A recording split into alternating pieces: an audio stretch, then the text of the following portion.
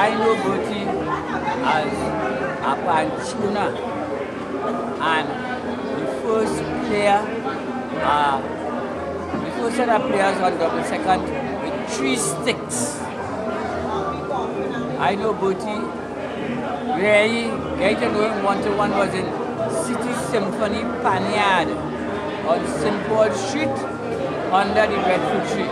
In them time, all Panyard had a breadfruit tree because eating was important and our breadfruit was always a belly full.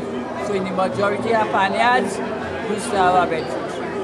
Now the players within the double second was Bertie, Cornell Baba, also called Spongy, and Carol Bailey. Now, Carol Bailey was from both Bailey and the Jets. Them is the men, and another fellow from Nelson Street. I can't remember his name, but I think it's Andy. They was the first players, and then after them, they come in one of the Mills brothers. Careful on them, brother. Mills, yeah, that was the double tenor squad. But at that time, the double tenor was more challenging. They used to play with 3 sticks. But City Symphony had good tuners because they had Bertie and Madman. And also Michigan. Everybody had a role to play. Bertie was front line. Madman was the double second coming down. And Michigan was the middle, the guitar section. Whatever I really know Bertie. No, Bertie was also really Mr. Highlanders. Bertie tuning, playing, and he arranging. Now, in the early days of the steel band, the captain of a band had to be versatile. There are no fellas leading just so. The leader had to play. The leader was almost the arranger and a tuner.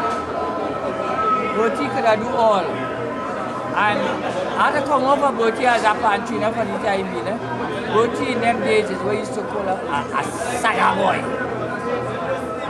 Bertie and them, these fellas who had pride. Bertie then used to walk. Bertie used to step. Bertie used to lift weights, not as a weightlifter, but to keep your body in shape. You know? Yep. Bertie did have himself as a model who not getting paid. You know, that fella used to model. Them fellas was always sharp fellas. You know? And it's the same way we used to deal with the tuning of instruments. We used to make sure the instruments efficient to the best. And Bertie and them, although they're living in the ghetto, Bertie and them was in and around piano. And I don't know if anybody tell you so, but in and around Bertie and them parents and things at piano. And Bertie's father was a tradesman too. So them fellas always had things like measurement and them things as serious things. All the things they used to have on the steel band men as vagabond and hold the gun and all of this kind of thing. But these fellas and them, they know what they're for. They know what they're for. And it was one of the early professionals. And the thing with Bertie and them, they didn't have nobody watching down them back to make sure you do the thing properly. He was the greatest critic. He will tune a pan for 3 days and the next thing he flick it away, you know. Say that ain't good. And you have a carcass on the interview. He flick it away and say that ain't good. And you don't want to see it in the yard again. And he starts another one.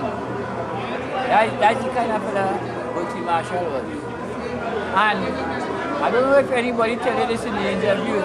There are endless people say that Rudolph Charles mash up Islanders. When Rudolph Charles come for Bertie to tune for Ranwoods, that was the ending of Islanders because Bertie was everything. Bertie is the arranger, he's the tuner, and he playing. And although he playing, he's the arranger, we run in the session too. He passing around and seeing who playing correct and who ain't playing correct. And if you ain't playing correct, it's a serious problem. It's a serious problem if you ain't playing correct in Bertie band. That's a move. So when Rudolph Charles come for Bertie, and when Rudolph Charles come for you, it's a serious thing. Now they used to say Rudolph Charles is a bad John and all of this thing. But when Rudolph Charles come for you, he ain't come as no bad John. Rudolph Charles come for you under with Coke or Coca-Cola. And here how he come. So you ever going on Bertie? I know you have plenty of work and things. You want your apartment on the hill? If you want your apartment on the hill, what you do? You will make a grocery list. So we will know where you want to eat. Say, this vehicle here is for you, you know. I don't know if you want to drive or if you want to chauffeur. And you don't know if you want to cook or if you want somebody to cook for you. A person who cook for you can also be a roommate. And so Rudolph Charles moving when Rudolph Charles isn't coming with no badge on thing and look where the Rudolph Charles was a very smart and educated fella. When he come for you and he put on the things at your disposal, you almost carry fuse. And then the next thing he asks you before you leave is if you want down payment. You know that time the whole bet. When we ask you, after you lend you this vehicle, if you want to drive, if you want a driver, where's your grocery list? When you done all of that, you say, you want down payment. Yeah, so that is the Bertie Marshall who I